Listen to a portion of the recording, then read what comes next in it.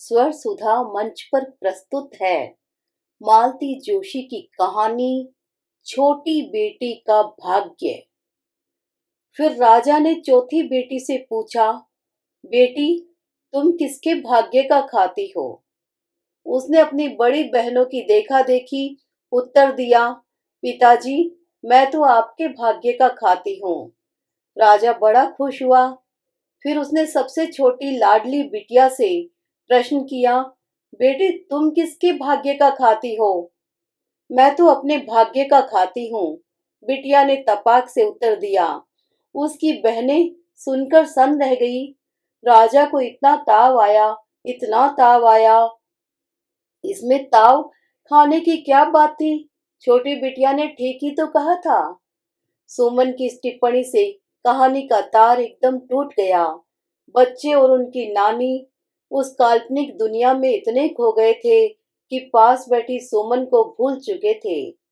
मेहमानों की लिस्ट बनाना छोड़कर वह कब श्रोताओं में सम्मिलित हो गई थी, किसी को पता ही नहीं चला था। इसीलिए तीनों चौंक पड़े थे। छोटी ने ठीक ही तो कहा था।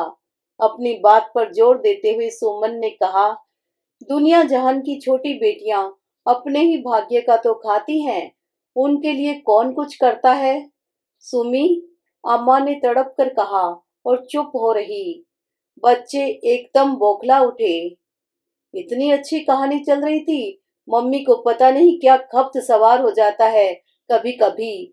मम्मी प्लीज, रश्मि ने ठुनक कर कहा, बीच में मत बोलो ना। बोलने का उत्साह सुमन का भी खत्म हो गया था। वह फिर से अपने काम में जुट गई। नानी ने भी बिखरे कथा सूत्रों को फिर से समेटना चाहा, पर बात कुछ बनी नहीं। सुमन, कहाँ हो भई? सुरेश गेट से आवाज देते हुए ही घर में दाखिल हुए। इतनी कोफ्त हो आई उसे। कितनी बार समझाया है कि घर में इस समय अम्मा है, बड़े भैया हैं, कुछ तो लिहाज किया करो, पर इन्हें कभी होश ही नहीं रहता। क्या है? उसने बाहर आकर रुखाई से पूछा। ये कार्ड्स देख लो भई, छप कर आ गए हैं। तुम्हारे ऑर्डर के मुताबिक है कि नहीं, देख लो। उसने रैपर खोलकर देखा। चिकनी गुलाबी सतह पर मखमली अक्षर व सुनहरी बेल बूटे। उसके बनाए मसौदे के नीचे उसके, सुरेश के, रश्मि राघव के नाम, मकान का बड़ा सा नाम आकांक्षा कलात्मक रूप से लिखा हुआ है। अच्छे हैं, उसने पुलकित स्वर में कहा। अरे अच्छे क्या, बहुत अच्छे कहो। बड़े भैया ने कहा, गृह प्रवेश के लिए इतना कौन करता है? अरे शादी पर भी लोग इतने महंगे कार्ड नहीं छपवाते, इसीलिए तो मैंने छपवाए हैं, सुमन ने कहा। उसका स्वर एकदम बदला हुआ था। मेरी शादी पर तो ऐसे कार्ड छपे थे कि याद करके आज भी रोना आता है। उनसे अच्छे कार्ड तो लोग तेरे ही पर छपा लेते हैं। बड़े भैया का चेहरा एकदम काला पड़ गया और वे सिर झुकाकर धीरे से कमरे से निकल गए। सुमन, सुरेश ने कठोर स्वर में कहा, क्या है? घर बुलाकर इस तरह अपमान किया जाता है कभी? अपमान कहाँ किया है मैंने?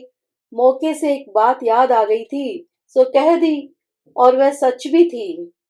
सच बात क्या इस तरह मुंह पर फेंक मारना जरूरी है? देखिए, सुमन ने कसैले स्वर में कहा, सच बड़ा कड़वा होता है, किसी तरह भी कहो लगता ही है। और वह एकदम पलटकर रसोई में चली गई। सुरेश उसे देखते ही रह गए। इतने वर्ष बीत गए हैं, पर इसका आक्रोश अब भी उतना ही ताजा है। जब भी वे सुमन के इस आवेग को देखते हैं, उन्हें अपना सारा किया कराया मिट्टी में लगने लगता है। कैसी सर्वग्रासी स्मरण शक्ति है इसकी, ये कुछ भूल क्यों नहीं पाती? रसोई में बैठी सुमन भी यही सोच रही थी। वह कुछ भी भूल क्यों नहीं पाती? जब भी कुछ कहने को होता है, उसकी जबान पर जैसे सौ सौ कांटे उगाते हैं। पता नहीं कैसा दंश है उसके मन में, जिसे वह 100 गुना करके लौटा देना चाहती है। अभी उस दिन अम्मा कहानी सुना रही थी। वे भी 5 बहनें थी। 2 की शादी बाबूजी ने अपनी नौकरी के जमाने में खूब धूमधाम से कर दी थी। 2 की शादी में उनकी सारी ग्रेच्युटी, सारा फंड निकल गया था। आधी पेंशन तक बिक गई थी। सुमन का वक्त आया, उस समय तक वे स्वयं भैया पर आश्रित हो चुके थे। भैया की भी शादी हो गई थी। उन्हें अपनी भी गृहस्थी देखनी थी। माँ बाप को पालना था।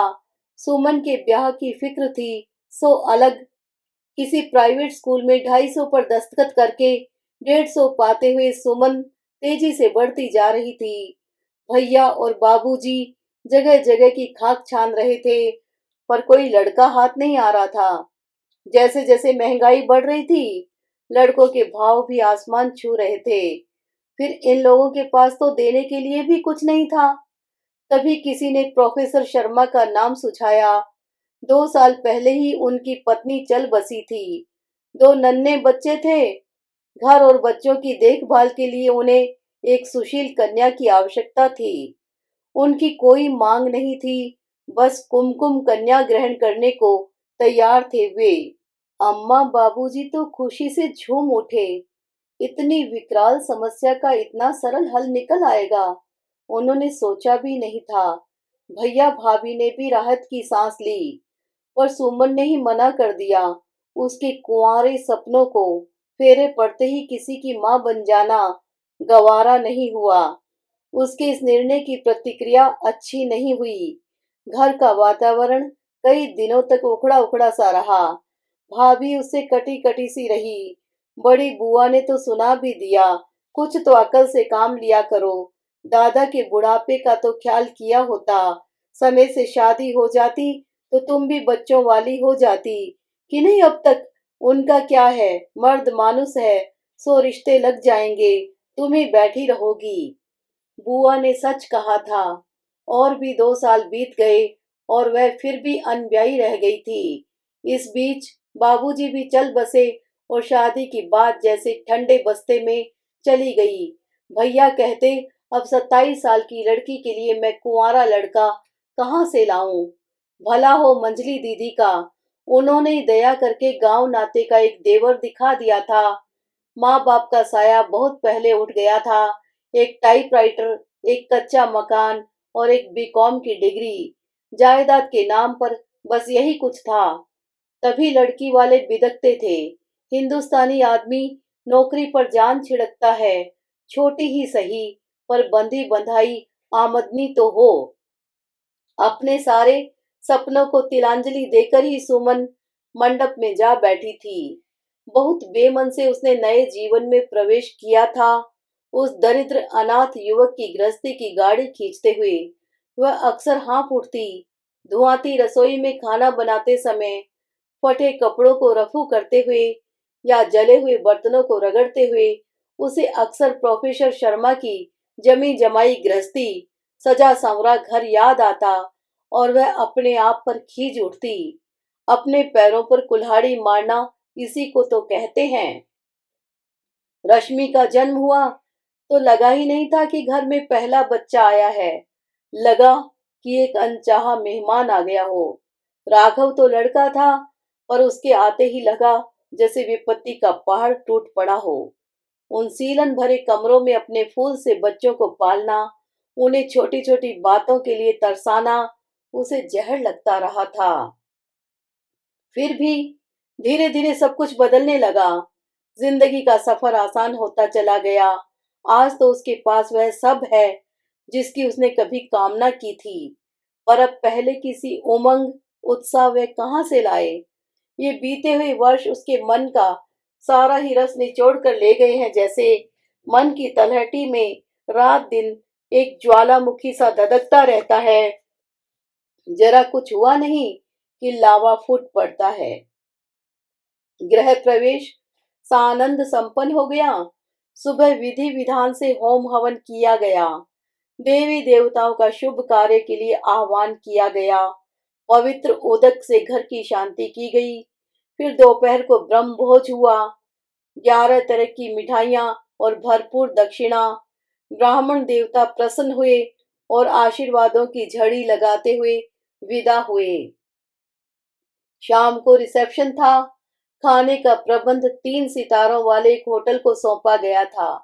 मंडप की सज्जा शहर के प्रसिद्ध टेंट हाउस के जिम्मे थी। उन्होंने नए घर को दुल्हन की तरह सजा दिया था। सुमन की शादी में ऐसा कोई हंगामा नहीं हुआ था, इसीलिए वह जैसे सारी कसर निकालने पर तुली थी। उसके पीहर से भी जो सामान आया था वह मौके के अनुरूप ही था। उसने चुटकी भी ली थी। अम्मा, इतनी भारी साड़ी तो तुमने मुझे शादी पर भी नहीं दी थी। और उसी साड़ी को पहनकर वह मंडप में फूली फूली फिर रही थी। कोई प्रशंसा करता तो गर्व से कह देती, अम्मा लाई है। अरे, इसने तो जैसे एक छोटी मोटी शादी ही निपटा दी। अम्मा गदगद होकर जिस तिस से कहती फिर रही थी, भाई हमने तो होनहार लड़का देखा और बिटिया ब्याह दी थी। घर वर दोनों देख सके इतनी सामर्थ्य कहाँ थी, पर इसका ऐसा लक्ष्मी का पांव पड़ा कि आते ही सब दलिद्दर धो डाला। उस शाम जब 10-15 बार अम्मा यह बात दोहरा चुकी थी, तो सुमन की सहन शक्ति ने जैसे जवाब दे दिया। वह एकदम फट पड़ी। यह सब एक दिन में नहीं हो गया है अम्मा। पूछो तो पता चलेगा कि मेरा कितना खून जला है। पार्टी यद्यपि उतार पर थी, फिर भी इक्के दुक्के मेहमान इधर उधर बिखरे हुए थे। ऊंची आवाज सुनकर सबके कान खड़े हो गए। अम्मा तो जैसे कट कर रह गई। समझाने किसी अंदाज में बोली, अच्छे बुरे दिन सबके आते हैं लली। सुख की घड़ियां फुर्र से उड़ जाती हैं, दुख के दिन नेक रेंग रेंग कर चलते हैं, इसी से भारी लगते हैं। आज तो तू रानी बनी हुई है न? हाँ, आज मैं रानी हूँ। 12 साल बाद तो पूरे घर के भी दिन फिरते हैं। मेरे भी दिन बदले हों तो आश्चर्य क्या है। सुमी, ठीक ही तो कह रही हूँ अम्मा। तुम लोगों ने तो अपनी तरफ से मुझे घूरे पर ही फेंक। कहते कहते रुक गई सुमन। पता नहीं कहाँ से सुरेश एकदम सामने आकर खड़े हो गए थे। उनकी आंखों में व्यथा का एक महासागर लहरा रहा था। तुमने मुझे घूरा कहा सुमन? सुमन आंख उठाकर उनकी ओर देख नहीं सकी। सुमन, तुम्हारे चेहरे पर मुस्कान की एक रेखा देखने के लिए मैंने क्या नहीं किया। पागलों की तरह दिन रात खटता रहा, अपना खून पसीना एक करता रहा। तुम्हारे मन के अभावों को भरने के लिए मैंने अपने आदर्शों की भी परवाह नहीं की। फिर भी तुम्हारे लिए मैं घूरा ही बना रहा। आखिर तुम चाहती क्या थी? इच्छाओं की एक ऐसी आग है जो बुझना ही नहीं जानती। कहते कहते उनका स्वर कठोर होता चला गया। उनकी आंखों में लहराता महासागर सूख गया और वे भक्क से जल उठी। उस दहकन के सामने मंडप में सजे असंख्य लट्टुओं का प्रकाश मद्दिम पड़ गया।